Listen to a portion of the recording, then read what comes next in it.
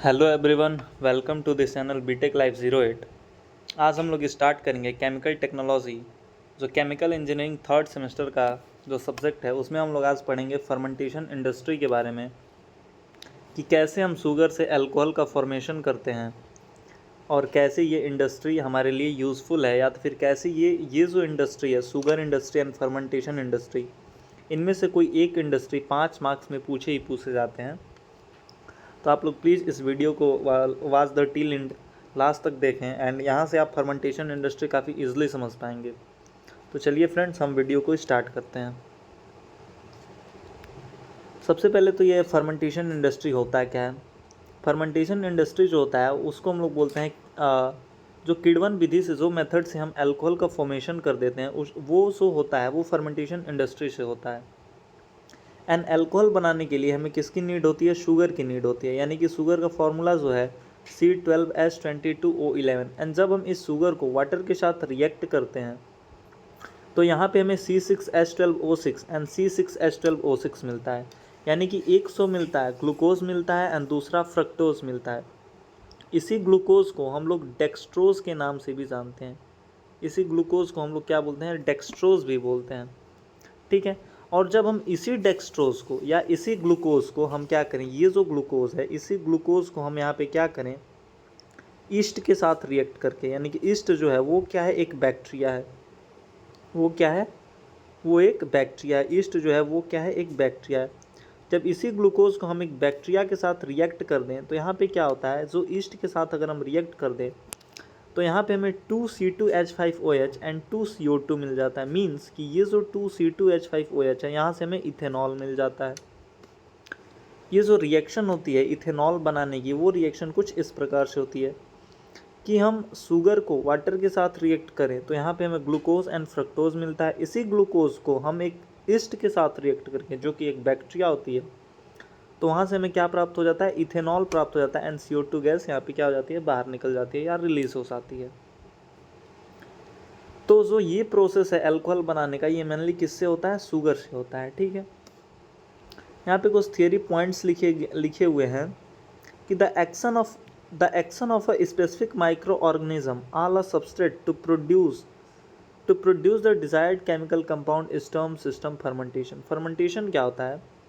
तो फर्मेंटेशन वह प्रोसेस है जिसमें माइक्रो ऑर्गेनिज्म की हेल्प से किसी सबस्ट्रेट मेनली जो शुगर कंपाउंड है, यानी सबस्ट्रेट यहाँ पे कहने का मतलब क्या है, जो मेनली शुगर कंपाउंड है उसको हम लोग डिज़ायर प्रोडक्ट में बदलते हैं।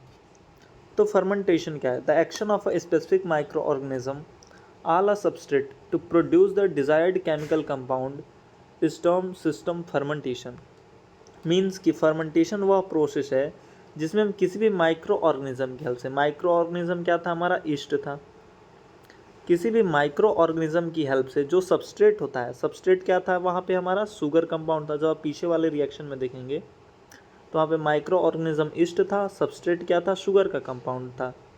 तो इसको हम लोग किस में चेंज कर दें? जब एक डिज़ायर प्रोडक्ट में बदल दें, यानी डिज़ायर प्रोडक्ट कौन सा हुआ? C2H5OH में चेंज कर दें, तो इस प्रोसेस को हम लोग बोलते हैं फर्मेंटेशन। ठीक है। अब देखो, अब ये है कि types of micro organism used, कौन कौन से जो माइक्रो ऑर्गेनिज्म है वो फर्मेंटेशन इंडस्ट्री में यूज़ किए जाते हैं। तो सबसे पहला जो माइक्रो ऑर्गेनिज्म है वो है ईस्ट, बैक्टीरिया, जाइमोस एंड फंजाई। ये जो 4 माइक्रो ऑर्गेनिज्म है इसकी हेल्प से हम शुगर कंपाउंड को किस में चेंज करते हैं? अल्कोहल में चेंज करते हैं।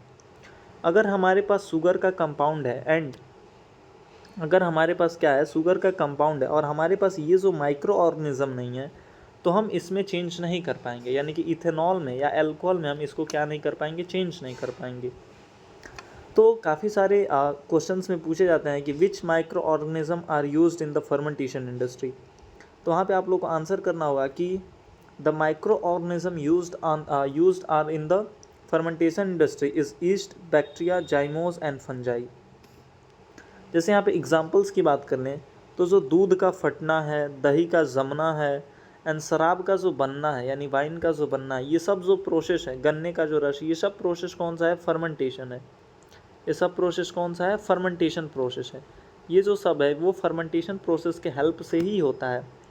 आप लोग जानते हैं दूध जब फटता है तो उसमें भी फर्मेंटेशन प्रोसेस है, दही जो जमता है उसमें भी फर्मेंटेशन प्रोसेस है, क्योंकि सब में क्या होती है, एक बैक्टीरिया इन्वॉल्व होती है। जैसे दही का जमना, इसमें कौन सा बैक्टीरिया इन्वॉल्व होता है, लैक्टोबैसिलस करके जो बैक्टीरिया आती है।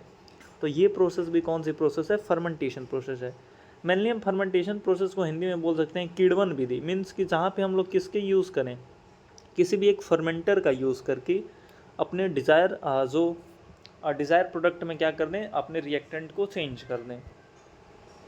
अब बात आती है टाइप्स ऑफ फर्मेंटेशन की, कि जो फर्मेंटेशन जो होता है वो कितने टाइप्स का होता है। तो there are of 2 types of fermentation. Fermentation जो होता है वो 2 तरीके का होता है, एक तो होता है एरोबिक, दूसरा होता है एनारोबिक। एरोबिक क्या होता है कि एरोबिक फर्मेंटेशन वह फर्मेंटेशन होता है जिसमें हम ऑक्सीजन की हेल्प लेते हैं।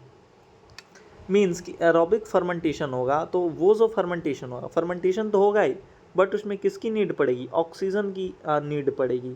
तो उस प्रोसेस को हम लोग बोलते हैं एरोबिक फर्मेंटेशन।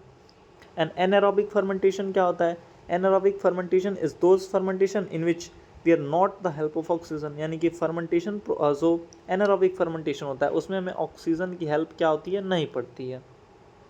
ठीक है, सो फर्मेंटेशन प्रोसेस है वो बैच वाइज भी हो सकता है और कंटिन्यूअस भी हो सकता है। बैच वाइज कहने का मतलब क्या है, यहाँ पे एक टर्म है batch wise and continuous. Batch wise and continuous, continuous कहने का मतलब क्या है, जैसे अगर हम बात करें, जैसे अगर हम एग्जांपल लें बैच वाइज एंड कंटिन्यूअस का, बैच वाइज बात करें, जैसे हमें चाय बनानी है और हमारे घर कितने मेहमान आ गए, जैसे 25 लोग आ गए, और हमारे पास जो चाय बनाने वाली जो इक्विपमेंट है, जो भी है, जो कंटेनर है, उसमें केवल 10 लोगों का चाय बन पाएगा या 15 लोगों का चाय बन पाएगा। तो यहाँ पे हम 15 लोगों का पहले चाय बनाएंगे, फिर 15 लोगों को देंगे। ठीक है, फिर यहाँ पे बचे कितने लोग, 10 लोग। तो फिर हम दोबारा से 15 लोगों का चाय बनाएंगे और फिर उन 10 लोगों को देंगे। तो ये जो प्रोसेस हुआ, मीन्स कि हमें 2 बार जो चाय बनानी पड़ी, इसी प्रोसेस को हम लोग बोलते हैं batch wise process. And continuous process में क्या होता है, कंटिन्यूअस प्रोसेस में होता है जैसे कॉफ़ी बनता है, जैसे हमने यहाँ पे एक लगा दिया और यहाँ से चाय निकलने वाली हमने वो लगा दी, यहाँ से हमने सब कुछ अपना ऐड किया जो भी करना था चाय बनाने के लिए, एंड यहाँ से क्या हो रहा है कि चाय अपने आप बन के यहाँ से निकल रही है। जो 25 लोग हैं वो अपना ग्लास लेके यहाँ से चाय ले रहे हैं एंड देन फिर आगे बढ़ जा रहे हैं। तो इस प्रोसेस को हम लोग बोलते हैं कंटिन्यूअस प्रोसेस। ठीक है, तो फर्मेंटेशन प्रोसेस में 2 फैक्टर्स मेजर रोल प्ले करते हैं। जो फर्मेंटेशन प्रोसेस है इसमें जो 2 फैक्टर्स हैं वो क्या मेजर रोल प्ले करते हैं, पहला तो है टेम्परेचर एंड दूसरा है टाइम। ठीक है, तो ये क्वेश्चन भी पूछा जाता है कि जो फैक्टर्स जो रोल प्ले करते हैं, कि what are the 2 factors which are played major role in fermentation industry. तो वहाँ पे आप लोग को आंसर देना होगा टेम्परेचर एंड टाइम। टेम्परेचर में क्या होता है कि फर्मेंटेशन इंडस्ट्री में टेम्परेचर बहुत बड़ा रोल प्ले करती है।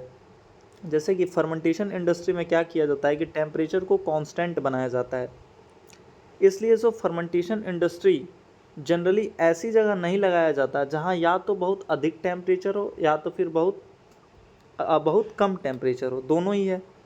कि जो टेम्परेचर होता है वो फर्मेंटेशन इंडस्ट्री में बहुत बड़ा रोल प्ले करता है। एंड जनरली हम फर्मेंटेशन इंडस्ट्री को वहाँ नहीं लगाते हैं जहाँ का टेम्परेचर या तो बहुत ज़्यादा हो या तो बहुत कम हो। यानी कि जो मेनली कहने का मतलब ये है कि अगर टेम्परेचर का डिफरेंस कम या ज़्यादा हो गया तो वहाँ पे जो लागत मूल्य है वो बढ़ जाएगी। यानी कि जो हमारी इन्वेस्टमेंट कॉस्ट है, यानी कि जो हम उस इंडस्ट्री में अपना इन्वेस्ट करेंगे वो क्या हो जाएगा, काफ़ी इंक्रीज़ हो जाएगा। सो यहाँ पे इन्वेस्टमेंट कॉस्ट है वो क्या हो जाएगा, इंक्रीज़ कर जाएगा। दूसरी जो रोल प्ले करती है फर्मेंटेशन इंडस्ट्री में वो है टाइम। टाइम क्या रोल प्ले करती है, उसको देख लेते हैं। फर्मेंटेशन इंडस्ट्री में टाइम क्या होता है, निश्चित होता है। मीन्स कि टाइम जो होगा वो डेफिनेट होगा, यानी कि किसी भी प्रोडक्ट को किसी भी सबस्ट्रेट को प्रोडक्ट में बदलने के लिए। कहने का मतलब ये है कि जैसे हम रिएक्शन कोई करा रहे हैं और यहाँ से हमें क्या मिल रहा है, प्रोडक्ट मिल रहा है। तो यहाँ पे इस रिएक्शन का टाइम फिक्स होगा कि ये जो है 2 घंटे में ही होगी। इस रिएक्शन का टाइम फिक्स नहीं होगा, इस रिएक्शन का टाइम तब फिक्स होगा जब हम फर्मेंटेशन इंडस्ट्री की बात करेंगे। तो फर्मेंटेशन इंडस्ट्री में क्या होता है, टाइम जो होता है वो क्या होता है, निश्चित होता है किसी भी सबस्ट्रेट को प्रोडक्ट में चेंज करने के लिए।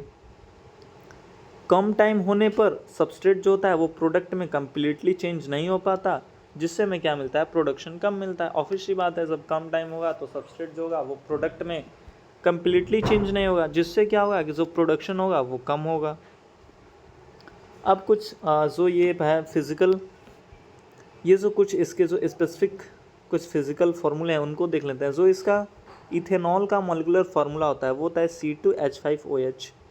जो इसका मॉलिक्यूलर वेट होता है वो होता है 46, एंड जो बॉइलिंग पॉइंट होता है वो होता है 78 degree Celsius, and melting point होता है -1.2 डिग्री सेल्सियस। तो ये कुछ इथेनॉल की फिजिकल प्रॉपर्टीज़ हैं, उनको आप लोग देख लीजिएगा। इथेनॉल का जो या फर्मेंटेशन इंडस्ट्री में जो इथेनॉल होता है उसका molecular formula C2H5OH, molecular weight 46, boiling point 78 degree Celsius and melting point -1.2 degree Celsius. यहाँ पे अगर हम बात करें तो जो इथेनॉल होता है एंड जो इथाइल अल्कोहल होता है उसका प्रोडक्शन जो होता है वो फर्मेंटेशन प्रोसेस के द्वारा किया जाता है। इथेनॉल को ही हम लोग एथाइल अल्कोहल भी बोलते हैं। इथेनॉल को ही हम लोग क्या बोलते हैं, एथाइल अल्कोहल भी बोलते हैं, यानी कि this is your ethanol C2H5OH। इसी को हम लोग इथेनॉल भी बोलते हैं एंड इसी को हम लोग एथाइल अल्कोहल भी बोलते हैं। फीड में मौजूद शुगर को एनारोबिक फर्मेंटेशन से अल्कोहल में बदला जाता है। जैसे हमारे पास कोई फीड है, उसमें क्या प्रेजेंट है, शुगर के कंपाउंड प्रेजेंट हैं, तो इसको अगर हमें अल्कोहल में चेंज करना हो, तो वहाँ पे हम एनारोबिक फर्मेंटेशन का यूज़ करते हैं। एनारोबिक फर्मेंटेशन कौन सी फर्मेंटेशन होती है, जिसमें हम क्या करेंगे, ऑक्सीजन का हेल्प नहीं लेंगे, तो उसके थ्रू हम इस जो शुगर प्रेजेंट होता है फीड में उसके थ्रू हम अल्कोहल में चेंज करते हैं, और यहाँ पे हम एनारोबिक फर्मेंटेशन का हेल्प लेते हैं। ठीक है, अब अगर हम बात करें तो types of feed used for alcohol production, कौन कौन सी फीड हैं जिसका यूज़ हम करते हैं अल्कोहल को प्रोड्यूस करने के लिए। पहला तो यही है कि सक्रोज का सबस्ट्रेट हो, मींस कि शुगर के सबस्ट्रेट हो, तो उससे हम अल्कोहल में कन्वर्ट कर देंगे काफ़ी इजीली, जो कि इस रिएक्शन के थ्रू आप लोगों को शो किया गया है कि कैसे सक्रोज से हम यहाँ पे अल्कोहल का प्रोडक्शन कर रहे हैं। ठीक है, फ्रॉम दूसरा जो फीड है वो है from waste sulphide substrate of paper mill. जो पेपर मिल होता है, पेपर मिल हम आगे इंडस्ट्रीज़ में पढ़ेंगे, तो जो पेपर मिल होता है उसका जो वास्ट प्रोडक्ट होता है सल्फाइड जो होता है, सल्फाइड का जो सबस्ट्रेट होता है, इसके थ्रू भी हम अल्कोहल का प्रोडक्शन कर सकते हैं। एंड स्टार्च के सबस्ट्रेट से भी हम अल्कोहल का प्रोडक्शन कर सकते हैं। तो आप लोग यहाँ पे ये जो सक्रोज के सबस्ट्रेट है इसका रिएक्शन आप लोग देखना है कि C12H22O11 प्लस H2O का अगर हम इन्वर्टेज के साथ रिएक्शन करें तो ये बना लेता है 266H12O6, मीन्स कि ग्लूकोज बना लेता है, एंड इसी ग्लूकोज को हम जाइमोज के साथ रिएक्शन कर दें तो ये बना लेता है 2C2H5OH प्लस 2CO2। ये जो रिएक्शन है काफ़ी इंपॉर्टेंट है, ये रिएक्शन जो है काफ़ी क्या है, इंपॉर्टेंट है। तो इस रिएक्शन को आप लोग याद रखेंगे कि अल्कोहल बनाने के लिए हमें शुगर को वाटर के साथ रिएक्ट कराना पड़ता है in the presence of invertase, जहाँ से हमें मिलता है ग्लूकोज। इसी ग्लूकोज को हमें फिर से जाइमोज के साथ रिएक्शन कराना पड़ता है, देन यहाँ पे मिलता है हमें अल्कोहल, एंड यहाँ पे मिलता है कार्बन डाइऑक्साइड। ठीक है, नेक्स्ट अब हम लोग इस इंडस्ट्री को देख लेते हैं। इस इंडस्ट्री को देख लेते हैं। ठीक है,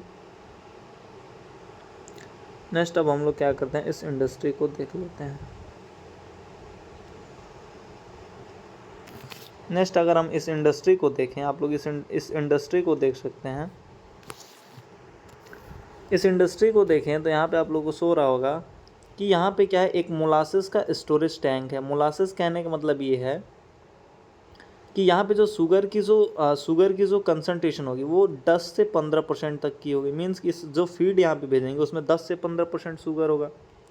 उसको हम लोग सबसे पहले कहाँ भेजते हैं, मोलासेस के स्टोरेज टैंक में भेजते हैं। मोलासेस स्टोरेज टैंक इसको बोलते हैं। इसको हम लोग मोलासेस स्टोरेज टैंक में भेज दिए, जहाँ का जो pH होता है वो 0 से 5 तक मेंटेन किया जाता है। 0 से 5 तक, यानी कि यहाँ का जो pH होगा, जो pH वैल्यू होगी पोटेंशियल ऑफ हाइड्रोजन, वो 0 से 5 तक हम लोग मेंटेन करते हैं, ताकि जो बैक्टीरिया, जो हमारी फर्मेंटर्स हैं, जो इन्वर्टेज एंजाइमोज हैं, उनका जो रिएक्शन है वो क्या हो सके, अच्छे से हो सके। जो इन्वर्टेज एंजाइमोज है उनका रिएक्शन क्या हो सके, अच्छे से हो सके। ठीक है, उसके बाद से हम इसको स्टेरलाइज़र के थ्रू होते हुए कहाँ भेजते हैं, हम इसको ईस्ट कल्चर टैंक में। ठीक है, इस मोलासेस को हम स्टेरलाइज़र के थ्रू होते हुए ईस्ट कल्चर टैंक में भेजते हैं। ईस्ट कल्चर टैंक क्या होता है? ईस्ट कल्चर टैंक में मीन्स कि इसमें ईस्ट प्रेजेंट होंगे, यानी जिसके थ्रू हमारे जो रिएक्शन होगी वो किस में कन्वर्ट होगी? वो कन्वर्ट होगी अल्कोहल में। तो यहाँ पे ईस्ट प्रेजेंट होते हैं और यहाँ पे कुछ हम एडिशनल न्यूट्रिएंट्स को ऐड करते हैं, जैसे एल्युमिनियम सल्फेट को, मैग्नीशियम सल्फेट को एंड फॉस्फेट को, ठीक है। तो यहाँ पे कुछ हम एडिशनल न्यूट्रिएंट्स को इसी ईस्ट कल्चर टैंक में यहाँ पे आप लोग देख सकते हैं यहाँ पे ऐड करते हैं, ठीक है। देन यहाँ से क्या होता है कि जो यहाँ से जो ईस्ट कल्चर टैंक में यहाँ से क्या होता है? रिएक्शन होता है, एंड ये जो रिएक्शन होता है वो एक्सोथर्मिक रिएक्शन होता है। एक्सोथर्मिक का मीन्स जिसमें से हीट क्या होती है? रिलीज होती है। तो यहाँ पे हम वाटर का यहाँ पे क्या करते हैं? वाटर देते हैं यहाँ पे। तो जब हम इसमें वाटर देते हैं तो इसका टेम्परेचर मेंटेन करके 20 से 30 डिग्री सेल्सियस तक बनाया जाता है। एंड ये जो रिएक्शन होती है वो 30 से 70 यानी कि 30 से 70 आवर्स में क्या होती है? कंप्लीट होती है। उसके बाद जब ये रिएक्शन कंप्लीट हो जाते हैं, मीन्स मोलासिस का ईस्ट के साथ जब रिएक्शन हो गया, जब यहाँ पे हम एडिशनल न्यूट्रिएंट्स ऐड कर दिए, जब ये रिएक्शन हो गया, उसके बाद से हम इसको ईस्ट स्टोरेज टैंक में भेजते हैं। जब ईस्ट स्टोरेज टैंक में भेज के इसको स्टोर कर लेते हैं, उसके बाद से यहाँ पे हम फर्मेंटेशन टैंक में भेजते हैं। फर्मेंटेशन टैंक में क्या होता है? यहाँ पे हम क्या करते हैं? ईस्ट को ऐड करते हैं। यहाँ पे भी हम क्या करते हैं? फर्मेंटेशन टैंक में ईस्ट को ऐड करते हैं। देन यहाँ से हमें क्या मिलता है? इथेनॉल मिलता है। अब इसको हम लोग सेपरेट कैसे करेंगे? क्योंकि इथेनॉल तो केवल इथेनॉल उसमें तो मिलेगा नहीं, और भी कुछ सारे मिलेंगे। तो उसके बाद से हम इसको क्या करते हैं? बियर स्टील में भेजते हैं। यहाँ से अगर हम देखें तो इसको अब हम लोग कहाँ भेजते हैं? इसको अब हम लोग कहाँ भेजते हैं? इसको हम लोग भेजते हैं बियर स्टील में, ठीक है। इसको अब हम लोग कहाँ भेजते हैं? इसको हम लोग भेजते हैं ये जो बियर स्टील में, इसको अब हम लोग भेजते हैं इस बियर स्टील में। इसको अब हम लोग कहाँ भेजते हैं? इस बियर स्टील में भेजते हैं, ठीक है। इस बियर स्टील में क्या होता है कि 10 से 15% जो अल्कोहल का सोल्यूशन होता है उसे हम लोग क्या कर लेते हैं? अलग कर लेते हैं। जो 10 से 15% अल्कोहल का सोल्यूशन है उससे हम लोग क्या कर लेते हैं? अलग कर लेते हैं, ठीक है। जो 10 से 15% अल्कोहल का सोल्यूशन है उसे हम लोग अलग कर देते हैं। एंड जो अनडिजायर्ड वोलेटाइल कंपाउंड है, मीन्स कि ये जो बियर में कुछ अनडिजायर्ड वोलेटाइल कंपाउंड होंगे, तो उसको हम लोग क्या करते हैं? उसको हम लोग यहाँ पे भेज देते हैं एल्डिहाइड कॉलम में। ये एल्डिहाइड कॉलम में, एल्डिहाइड कॉलम में क्या होता है कि जो एल्डिहाइड होते हैं यानी कि जो अनडिजायर्ड वोलेटाइल कंपाउंड होते हैं वो अलग हो जाते हैं। उसके बाद से इसको हम लोग क्या भेज देते हैं? जो इसमें प्रेजेंट जो अल्कोहल होगा उसे हम लोग सेपरेट करके इस रेक्टिफाइंग कॉलम में भेज देते हैं।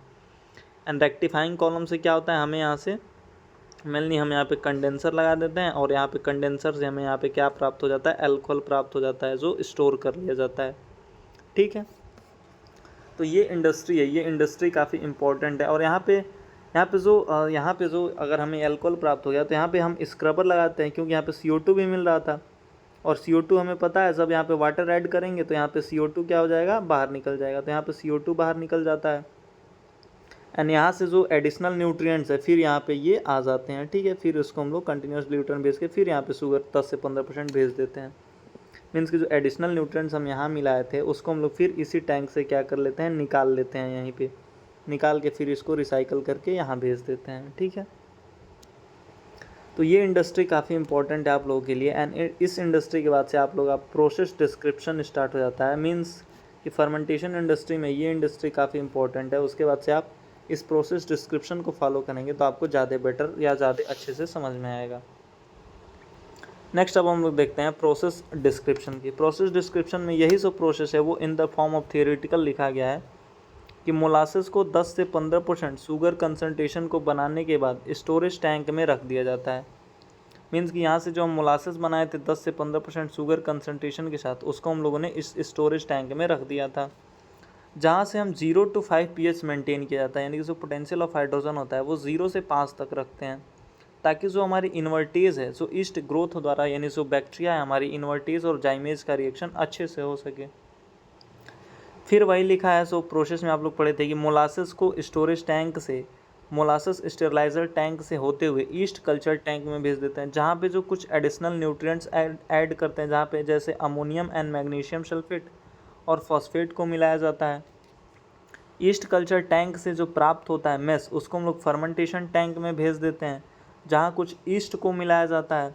फर्मेंटेशन टैंक में जो रिएक्शन होती है वह एक्सोथर्मिक रिएक्शन होती है, जो कि टैंक के टेम्परेचर को इंक्रीज़ करती है। इससे वाटर के द्वारा 20 से 30 डिग्री तक कांस्टेंट बनाया जाता है और यह रिएक्शन 30 से 70 घंटों में कंप्लीट होती है।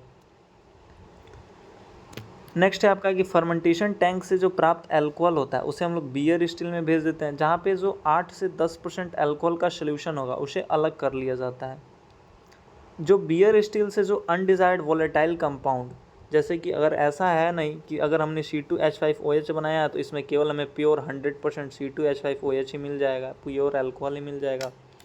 कुछ अनडिजायर्ड वोलेटाइल कंपाउंड प्राप्त होते हैं, जैसे कि एल्डिहाइड, उसको हम लोग एल्डिहाइड कॉलम में भेज के वहाँ से सेपरेट कर लेते हैं।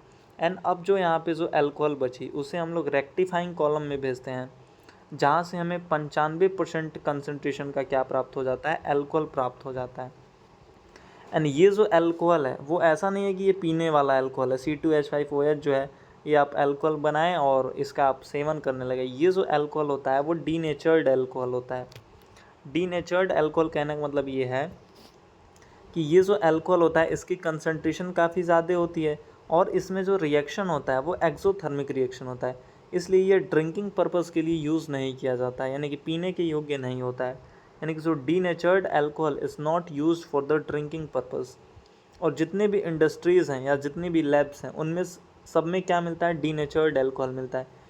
अब ये जो डीनेचर्ड अल्कोहल है उसका कुछ अलग प्रोसेस होता है जिसको हम क्या करते हैं, रिफाइन करके या कुछ अलग उसमें एडिशनल न्यूट्रिएंट्स ऐड करके उसे हम लोग ड्रिंकिंग पर्पज़ के लिए बनाते हैं। ठीक है, तो ये जो अल्कोहल होता है वो तो डीनेचर्ड अल्कोहल है, इसे हम लोग ड्रिंकिंग पर्पज़ के लिए यूज़ तो करते नहीं।